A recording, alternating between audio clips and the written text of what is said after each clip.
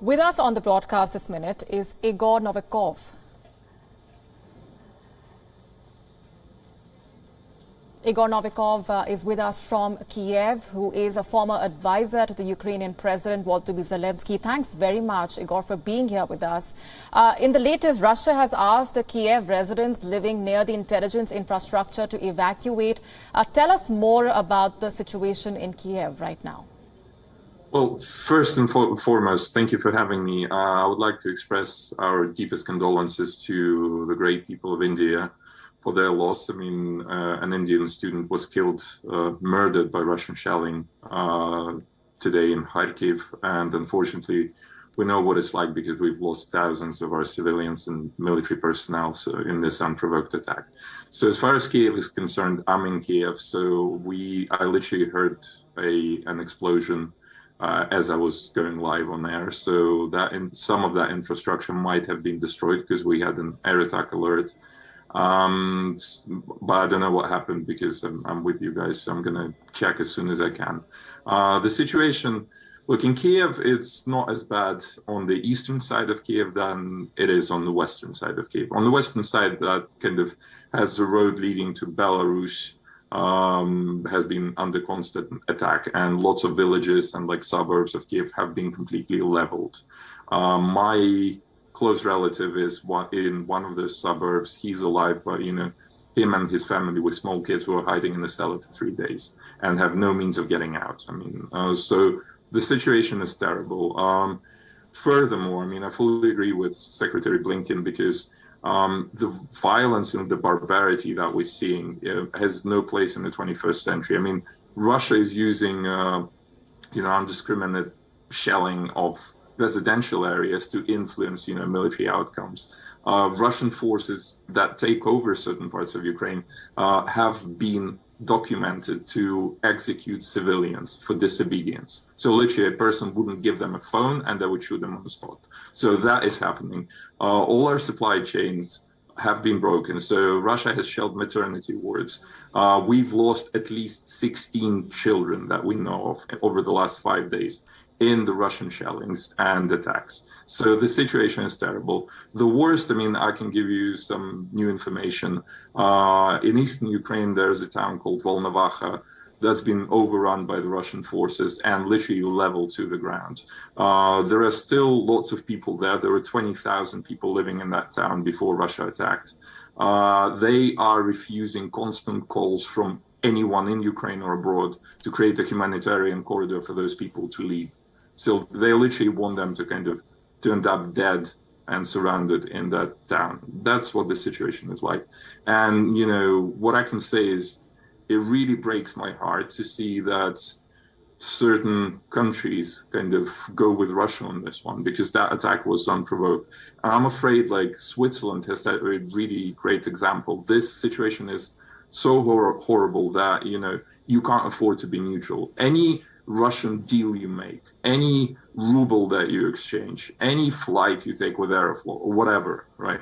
You're literally paying for our children to be killed. So, I wouldn't have believed had anyone told me 2 weeks ago that this is possible in the civilized world in the 21st century, but yet we're living in it. And even as those attacks continue, the second round of talks between Russia and Ukraine is expected to be held tomorrow. The first round of talks saw no breakthrough. What are your expectations at this point?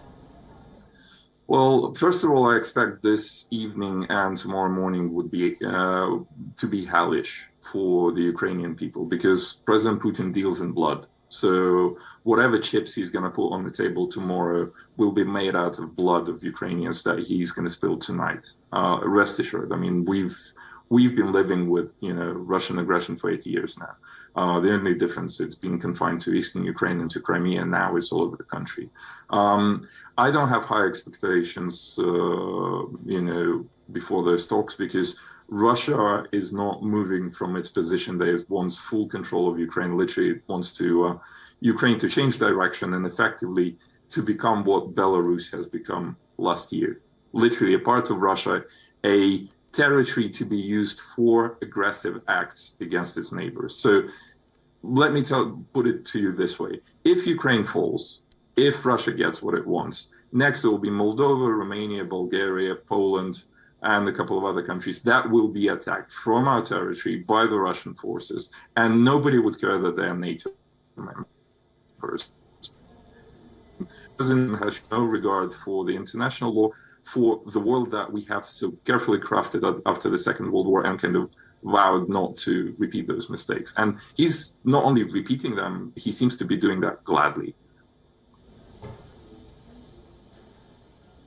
Right. Are you saying you're not satisfied with the support that's come in from the West so far?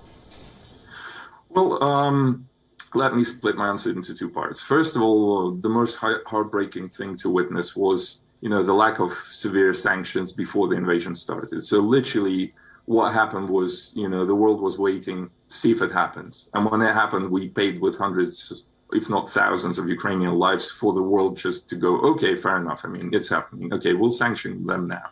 So we'd never know whether we could have saved those lives by introducing severe preventative sanctions against Russia. So that's issue number one. Issue number two, I mean, we're getting help, we're getting support, and we really appreciate it. I mean, the world is united and stands with Ukraine, and we thank the world for it. But there is a small problem. Standing with us is not enough. We are fighting a far superior military, a far superior power. So without sophisticated weapons, without financial help, without pressure on Russia to create those humanitarian corridors, you're risking, the outcome of this situation. And let me remind you, if Ukraine falls, it's not going to end with Ukraine. I mean, we've been there before. Putin has attacked Moldova. He has attacked Georgia. He's an aggressor. He's attacked Ukraine previously as well. So we appreciate what's being done and are heartfully thankful for it, but more, unfortunately, needs to be done and quicker to save Ukrainian lives and save the liberty and the freedom in Europe at the moment. How do you react to the EU's rejection of the Ukrainian president's plea of an immediate membership for Ukraine? Well, look, I think the world hasn't adapted yet to the very fact that, the world that we used to know, like literally 2 weeks ago and for a long time before that, has been completely destroyed. It resembles the ashes and the remains of that building in Kharkiv, of that maternity ward in Kiev, of all the buildings, of all the lives, right? So, there's ash everywhere. There's nothing left out of the old world order. So whether there's a phoenix emerging from that would depend on how decisive, how swift, and how unconventional the decisions will be made, globally. And, at the moment, we seem to be seeing, still the remains of that bureaucratic system that kind of is moving in the right direction, but, is being outpaced by an aggressor. So I'm optimistic, but at the moment, not completely satisfied. Civilians have been taking up arms to defend their country, to fight the Russian invasion. Residential areas have been witnessing strikes. Tell us what it's like to be living in Kiev right now. Well, look, I mean, I've given this example before. It's like literally playing like Counter-Strike or watching Saving Private Ryan, and then next morning waking up in it. So it's slightly chaotic, although I do have to commend the Ukrainian people. They're the best. I mean, everyone is helping everyone. I mean, we have shortages of food, medicine, fuel, but there's so much collaboration and that communal spirit happening that, everything is actually more or less okay on that front. On the other hand, yeah, we are experiencing constant ballistic missile strikes and bombardments in Kiev. So literally at least like 5 times a day, including at nighttime, you'd be woken up by an alert and, you have to shelter in place and wait. Sometimes when you shelter in place, you'd get that coveted kind of green alert that, it's all clear, you can go back to sleep. Sometimes you'd hear a huge explosion. So, and there's no way to tell which is which. There are certain street fights with Russian saboteurs that have kind of interfered, kind of entered Kiev city, the front groups. So it's not something that I thought I'd ever see in my lifetime.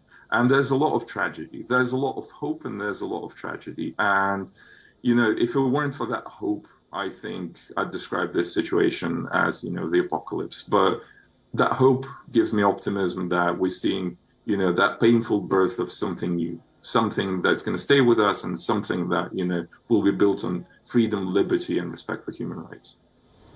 Right. Igor, what is it like to be living in Kiev, witnessing those attacks on a daily basis, and at the same time listening in to statements of condemnation from leaders, urging for peace, urging for the fight to be stopped?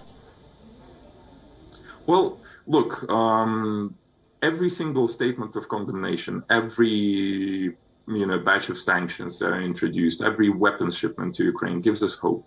And we really appreciate it. Like, look, even messages of support. I mean, I got messages from a couple of celebrities who just wrote to me and just said, like, look, guys, we know this is happening. We condemn it. Is there anything we can do for you?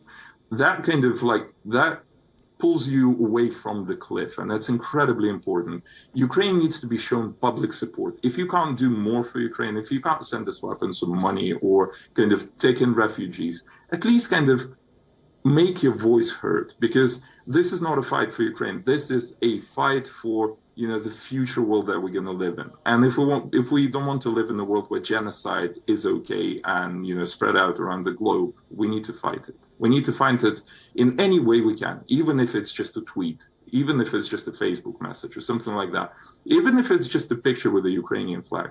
We need it, and we need it now. Trust me, on the ground, it gives us strength to hang on and keep fighting. Igor Novikov, thanks very much for being here with us and giving us a better sense of the situation on the ground in Kiev. WION now available in your country. Download the app now. Get all the news on the move.